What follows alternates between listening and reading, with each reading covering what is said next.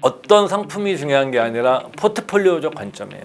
그러니까 인적 자본의 가치. 예를 들어서 여러분들이 월 200만 원 정도의 수입이 있다. 그러면 이게 은행 예금으로 따지면 우리가 이제 세금은 고려하지 않겠습니다. 8억 원 정도의 자산과 똑같아요. 8억에 3% 이자면 2,400만 원이잖아요. 그럼 내가 200만 원씩 받아간다 그러면은 2,400만 원이에요. 내가 그다음에 연금 계좌라든가 퇴직연금에 있는 연금에서 플러스. 그다음에 내가 가지고 있는 자산을 가지고 그 여러 가지 형태를 하는 거죠. 자산 배분해 놓고 인출하는 방법. 배당이나 요즘 이제 배당 관련된 상품들이 굉장히 많이 나왔거든요. 이제는 부동산에서 월세 받는 것도 중요하지만 금융에서도 월세 받는 시대가 돼야 됩니다. 그리고 또 이 금융에서 월세 받는 것은 이 변동성 리스크가 상대적으로 크지만 또 하나의 가장 큰 장점은 관리비가 안 들어요. 유동성이 좋아요. 이런 것들을 총 다 합한 현금흐름 포트폴리오로서의 전략을 짜셔야 됩니다.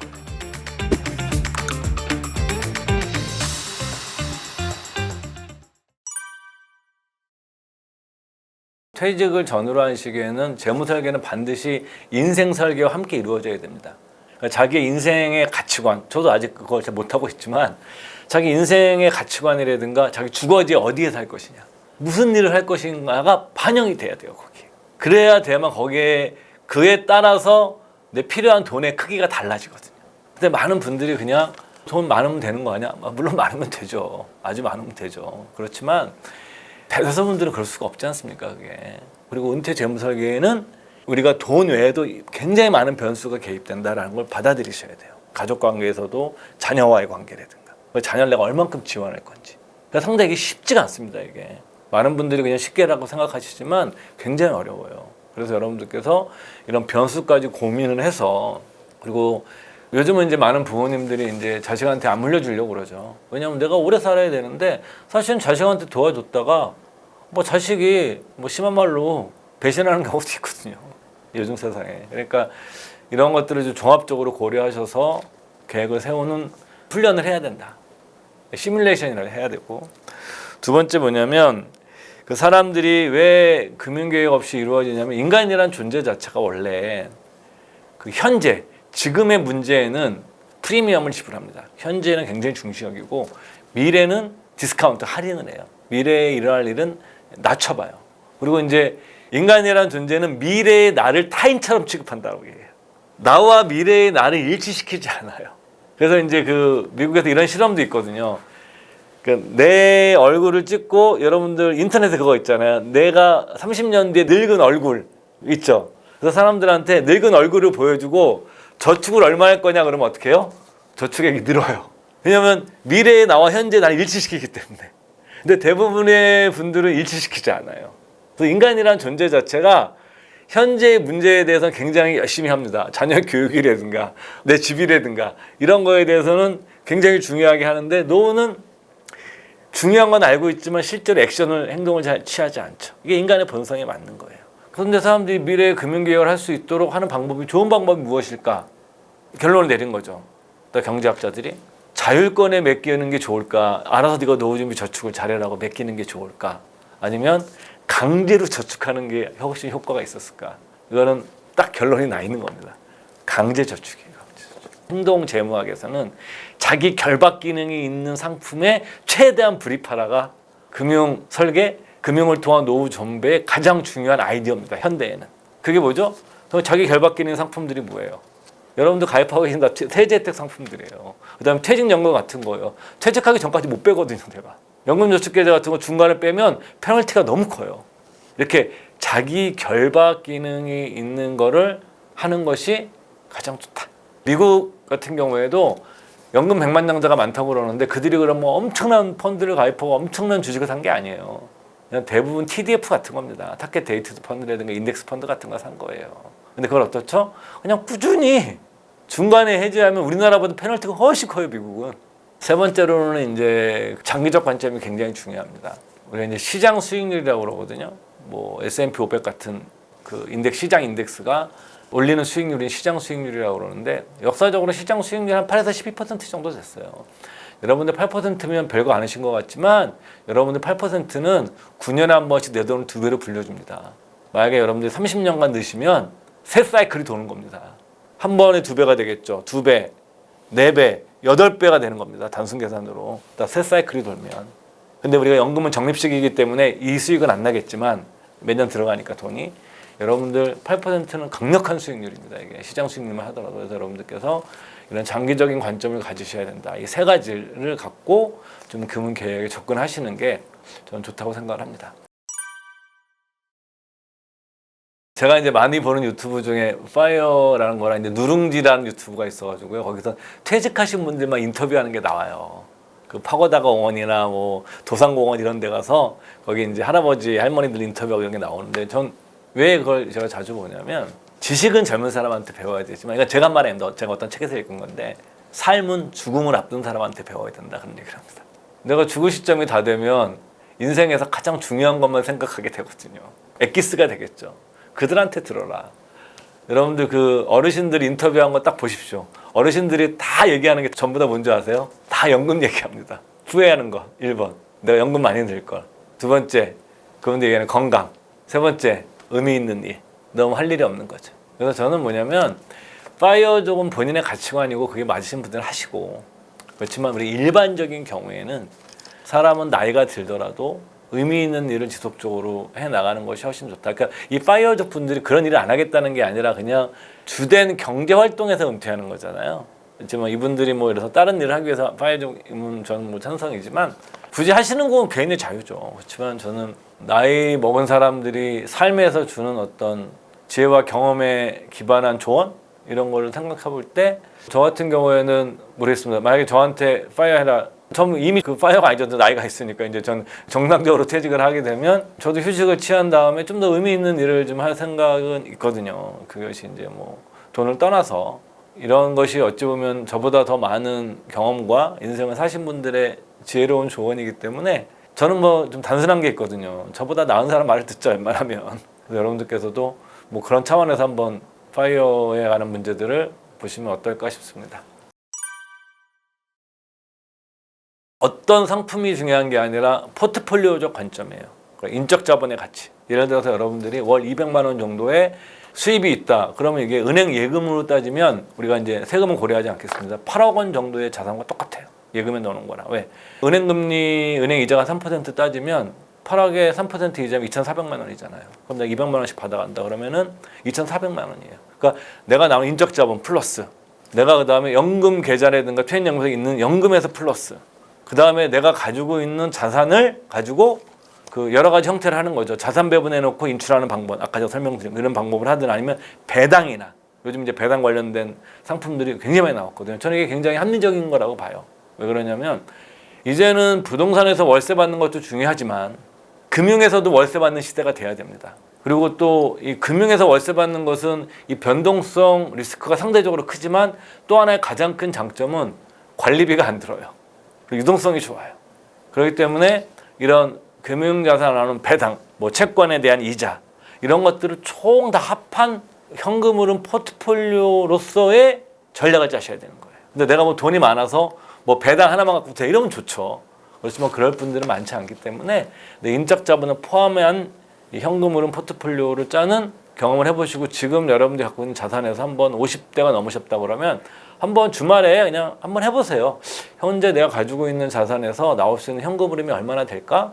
한번 시뮬레이션 해보면 뭐 정확하지는 않아도 돼요. 그냥 대략이라도 이 정도 나오는 거는 감을 잡으시면 내가 뭘 보완해야 되겠다는 나오거든요. 그런 작업을 꼭 한번 해보셨으면 좋겠습니다. 저는 일단 기본적으로 이런 일을 오래 해왔고 저는 30대 때 좀 어려운 일이 있어가지고 그때 보유했던 연금을 다 해지를 했었어요. 아까웠죠. 그래서 저는 내가 다시 좀 이렇게 형편이 나아져서 연금을 넣게 되면 나 연금을 정말 열심히 넣겠다고 결심을 했었고 저는 기자 생활 그만두고 이제 미래에셋 그룹에 와서 지금 20년이 좀 넘었는데 20년 동안 제가 자산운용 제일 열심히 한 게 전 연금입니다. 연금을 거의 다 저는 주식 자산 위주로 계속 해왔고요. 그다음에 매월 적립식으로 계속 투자를 했고 지금은 이제 나이가 있으니까 캐시플로우가 중요하니까 제 연금에 있는 뭐 자산 중에 상당 부분을 캐시플로우가 나오는 배당, 성장 ETF 같은 것들로 좀 많은 비중을 가지고 있죠. 근데 만약에 여러분 나이가 어리시면 저처럼 할 필요가 없습니다. 보다 더 성장할 수 있는 자산을 가져서 어차피 적립식으로 이렇게 되면 리스크가 다 해지가 되거든요. 그냥 뭐 점심시간 보면 오르나 내리나 그냥 내가 어제 평균하게 사는 거니까 이렇게 해서 하시면 되는 거고, 저는 이제 나이가 있고 그래서 현금 흐름이 나오는 자산, 그러면서도 그 현금 흐름이 단순하게 주는 게 아니라 성장할 수 있도록 배당 성장 개념이 강한 자산들을 좀 비중을 많이 높이고 있죠.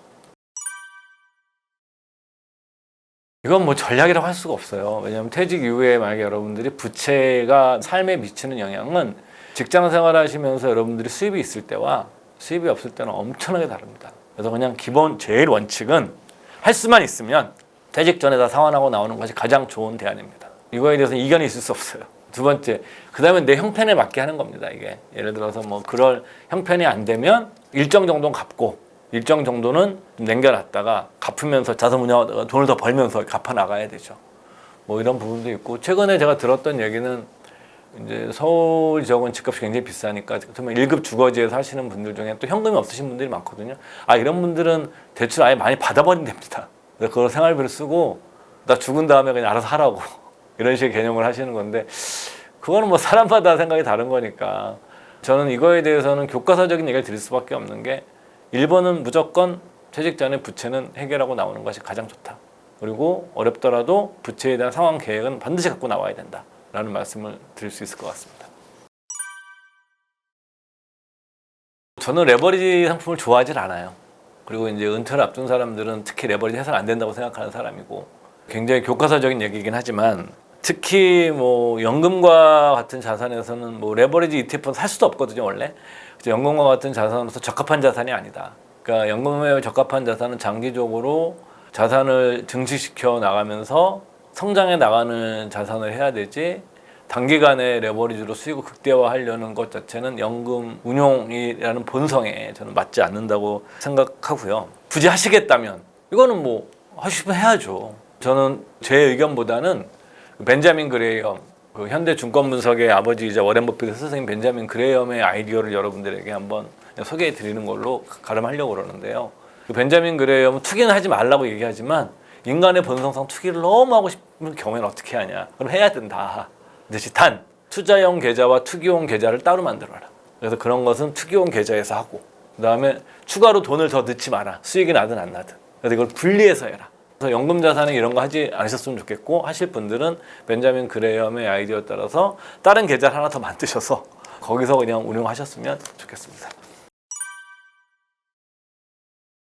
이것도 어떤 정답은 없어요. 정답은 없는데 여러분들의 자산 배분에 무엇이 반영돼야 되느냐를 한번 생각해 보셔야 되는데, 이거는 제 얘기보다는 인덱스 펀드의 창시자인 존 보글이라는 분이 계시고, 그다음에 그 존 보글의 투자 철학과 사상을 따라서 인덱스 펀드로 소위 말해서 경제적 안정감을 얻으신 분들의 모임이 있습니다. 보글헤드라는, 아마 개인 투자자들이 이익을 생각하지 않고 모여있는, 영리적인 활동을 하지 않으면서 모여있는 아마 세계 최대 투자 커뮤니티일 거예요. 그게 제가 뭐 최근에 확인하지 못했는데 뭐 한 70만 명이 넘으니까요. 거기에 이제 테일러 레리모어라는 보글헤드의 왕이라는 분이 계십니다. 이 테일러 레리모어라는 분이 100세가 넘으셨는데, 그분이 3권의 책을 집필하셨어요, 투자에 관해서. 근데 그 2권이 국내 번역이 돼서 나왔어요. 그래서 정말 깜짝 놀랐습니다. 테일러 레리모어라는 분의 주장은 간단해요. 그분은 3펀드 포트폴리오거든요.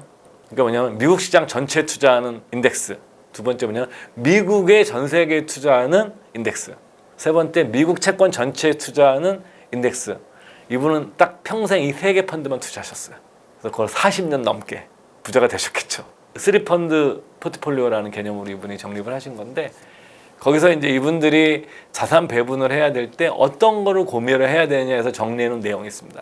그분 다 개인 투자자고, 또 이게 인덱스 펀드 투자자들이기 때문에 이것은 자산 배분에 초점 맞출 수밖에 없어요. 개별 종목 투자는 좀 상황이 좀 다릅니다. 그래서 이제 여러분들한테 소개해 드릴 것은 한 4가지 정도를 얘기하는데, 제일 중요한 건 자기 자신에서 출발하는 겁니다. 첫째, 당신의 투자 목표는 무엇인가? 둘째, 투자 기간이 얼마나 되냐? 굉장히 중요합니다, 여러분들. 10년 뒤에 쓸 거냐, 1년 뒤에 쓸 거냐. 그래서 제 생각에는 3년 이내에 쓸 돈은 주식하시면 안 돼요. 특히 뭐 아파트 중도금을 낸다든가 2년 뒤에 우리 아이 학자금을 쓴다, 이런 건 하시면 안 됩니다. 근데 뭐 아이가 어려서 10년 뒤에 학자금 쓸 거다, 그러면 예금하시면 안 됩니다. 당연히 투자를 하셔야 되죠. 세 번째, 당신의 위험 감내 수준은 어느 정도인가. 그래서 이제 이분들이 추천하는 테스트가 뭐냐면 슬리핑 테스트입니다. 슬리핑 테스트가 뭐냐면 수면 테스트. 주식 비중이 너무 높아갖고 잠이 안 오면 안 되잖아요. 내가 잠을 잘 잘 수 있는 포트폴리오를 짜라는 겁니다. 그다음에 현재 나의 재정적 형편은 얼마나 좋으냐라는 거고, 두 가지 방법으로 이제 그 자산 배분을 리밸런싱 할 수 있는데 주기적으로 하시는 게 제일 좋습니다. 언제? 이것도 정답은 없는데 대략 1년 정도를 권합니다. 그리고 1년 언제 해야 되느냐? 그것도 의미가 없는 것으로 나와 있습니다. 아무 때나. 그래서 어떤 분들은 자기 생일날 하시는 분도 계시고, 미국에서 아니면 부부간에 결혼 기념일 하시는 그런 분들도 있고, 그 미국 자료들을 읽어보면 그 날짜 자기가 기억하기 좋은 날을 정해서 하시면 되고, 그 다음에 그냥 냅두고 중요한 이벤트가 있을 때마다, 예를 들어서 뭐 주식이 굉장히 단기간에 급등을 한다거나 아니면 크게 폭락을 했을 때, 이렇게 해서 내가 해놓은 자산 배분의 비율이 너무 급격하게 변한 경우에만 하는 경우도 있습니다. 그러니까 존 보글은 두 번째 방법을 썼어요. 그냥 웬만하면 냅두고 그냥 사서 보유하고. 존 보글의 신조 인생 철학이 뭐냐면 영어로 스테이 더 코스입니다. 항로를 유지하라. 그러니까 가만히 있는 겁니다. 사놓으시고 계속 사기만 하시고. 큰 이벤트가 있을 때는 이분은 이렇게 그때는 하셨다고 그러더라고요. 그래서 이 두 가지 방법으로 여러분들이 하시면 전 될 거라고 생각합니다. 요즘은 은퇴를 경제학자들이 학문적으로 연구를 해요. 그 다음에 뭐 노벨 경제학상 받았던 로버트 머튼 교수나 윌리엄 샤프 교수님, 이런 교수 같은 분들이 자기 회사를 차려가지고 은퇴 소프트웨어를 개발합니다. 그리고 어떻게 자산 배분하고 어떻게 인출해, 이런 거를 합니다. 그 다음에 어떤 우리 경험칙, 이런 것들을 이제 합해서 제가 뽑아 보면 딱 정해져 있습니다. 첫 번째, 빠르면 빠를수록 좋다. 복리 효과를 극대화시킬 수 있어요. 투자 기간이 길어지는 게 금액보다 훨씬 더 유리합니다. 두 번째, 조세 효율적인 수단을 최대한 활용해라. 그러니까 이제 강제 저축 효과가 있는, 자기 결박 기능이 있는 연금저축계좌라든가 퇴직연금과 같은 절세계좌를 최대한 활용해라. 세 번째, 강제 저축을 해라. 그러니까 우리나라 퇴직금 제도는 되게 재미난 겁니다, 여러분들. 우리나라는 이래서 퇴직연금이 법정 퇴직금 제도예요. 미국은 퇴직금 제도가 없습니다. 미국은 어떤 거냐면 401k라는 게 뭐냐면, 내가 돈을 불입하면 회사에서 매칭을 해줘요. 내가 뭐 10만 원을 매월 넣을 거면 회사에서 10만 원을 매칭해줘서 그 상품을 누가 골라주느냐? 회사에서 고릅니다. 그래서 내가 만약에 여기서 내가 이런 상품을 할 거야 라고 내가 지정을 하지 않으면 회사에서 알아서 운용을 해버립니다. 그냥 지정한 상품으로. 근데 이 상품은 대다수가 TDF를 선택을 합니다. 왜? 변동성이 가장 낮고 자산 배분이 되어 있는 상품이니까. 그래서 이것을 그럼 수익률이 나빠졌어. 회사가 책임져요, 안 져요? 안 집니다. 이게 굉장히 중요한 겁니다. 이 아이디어를 누가 낸 거냐? 행동경제학자에 대한 아이디어를 미국 정부가 받아들인 거예요. 그러니까 강제 저축하게 만든. 그래서 이걸 해지하면 페널티가 엄청 큽니다. 그 다음에 두 번째, 행동경제학자들 얘기하는 게 뭐냐면, 저축액을 늘리는 방법은 소득이 비례할 때마다 같이 늘려나가는 겁니다. 만약에 여러분들이 월급이 1년에 500만 원 늘었어요. 그러면 내 500만 원은 다 아니어도 500만 원의 절반이 250만 원은 저축을 하는 겁니다. 이런 식으로. 내 소득이 비례할 때마다 일정액을 같이 저축액을 늘리는 방식이에요. 이 두 가지 방법이 제일 좋다고 얘기를 하고 있는 겁니다. 이거랑 강제저축이랑. 이거에 딱 맞는 게 퇴직연금 제도예요. 연봉이 오르면 퇴직금도 늘잖아요. 그걸 강제저축이잖아요. 그래서 여러분들 지금이라도 잠자는 퇴직연금을 깨우셔서 운용을 잘 해보시기 바랍니다. 네 번째로는 뭐 당연한 얘기지만 개인의 경쟁력을 많이 키우시면 좋죠. 그래서 퇴직 시점을 한 2, 3년만 늦춰도, 미국에서 나온 그 자료 중에 하나인데 2, 3년만 늦춰도 은퇴 파산 리스크가 절반으로 줄어든다고 얘기합니다. 조금 경쟁력을 가져서 일자리에 좀 오래 머무르는 게 더 유리하다고 할 수가 있죠. 저에 대한 얘기라고 받아들이셨으면 좋겠어요. 제가 저한테 하는 얘기예요. 세 가지 정도를 좀 말씀드리려고 그러는데, 첫 번째, 가치관이 제일 중요하다. 퇴직 이후의 삶은 퇴직 전의 삶과는 다른 세계로 차원 이동하는 것이기 때문에 새로운 세계에서 나는 어떤 가치관과 어떤 방식으로 살 것인가에 대한, 뭐 거창하게 얘기하면 자기 성찰을 좀 해야 된다. 그러니까 저도 아직은 못하고 있어요. 저한테 명령하는 거죠. 너도 좀 성찰해 라고. 그런 게 필요하고, 그렇기 때문에 직장 다닐 때의 눈으로 퇴직 후의 세상을 바라보시면 안 됩니다. 두 번째는 뭐냐면, 연금은 아무리 강조해도 지나치지 않다. 제가 이 일을 해서 말씀드리는 게 아니라, 인류가 오랜 동안 노후 준비 시스템은 뭐였냐면 효도에 기반한 시스템이었어요. 자녀 효도에, 소위 말해서 노후를 의지하는 시스템을 인류는 굉장히 더 오랜 기간 해왔던 시스템이에요. 근데 그 시스템이 이제는 유지가 되지 않습니다. 물론 이제 훌륭한 자제분들을 두신 분들은 또 상황이 다르겠지만 대다수의 경우는 자녀의 효도 시스템이 작동되기 어려운 구조가 로 가고 있는 거예요. 그러면 자녀의 효도 시스템을 대체하는 제도를 인류는 고안해낸 겁니다. 그게 연금제도예요. 그리고 연금제도 뭐 국민연금 비판도 많이 하고 그러시지만 여전히 인류는 그거보다 더 나은 제도를 찾지 못했습니다. 그래서 이제 현재까지 여러분들이 연금을 최대한 활용하시는 것이 저는 노후 준비의 가장 확실한 방법 중에 하나다라는 거고, 세 번째, 뭐 유튜브 같은 거나 뭐 이렇게 인터뷰 보거나 이런 거 보면은 항상 이렇게 퇴직하고 나서도 막 다이나믹하게 사시고 일도 하고 막 이런 분들 얘기가 많이 나와요. 근데 왜 나오겠어요, 그분들이? 드무니까 나오는 거예요, 드무니까. 이상한 사람들이기 때문에 나오는 거예요. 대부분의 경우는 심심하게 삽니다. 심심하게 살면서 소소한 곳에서 재미를 찾아가는 삶이 맞는 거예요. 거창한 어떤 재미를 찾는데 저는 퇴직 이후에는 그거를 쉽지 않다. 그리고 뭐 그거 하실 수 있으면 하시고. 근데 대부분의 경우는 심심하게 사는 것 자체가 어찌 보면 디폴트 옵션 표준이다. 그래서 저는 뭐냐면 돈을 써서 재미난 일들을 하시기보다는 돈이 없어도 심심하게 살고 그러면서 내가 불행감을 느끼지 않고 소소한 일상에 아주 작고 사소한 행복을 할 수 있는 능력이 있는 사람은 굉장한 경쟁력이 있는 겁니다. 그러니까 돈을 안 쓰고 놀 줄 아는 사람은 굉장한 경쟁력이 있는 거예요. 돈을 써서 노는 거는 경쟁력이 별로 없는 거예요, 그건. 그래서 심심하게 사는 법을 저도 배울 테니까 여러분들도 같이 배우셨으면 좋겠습니다.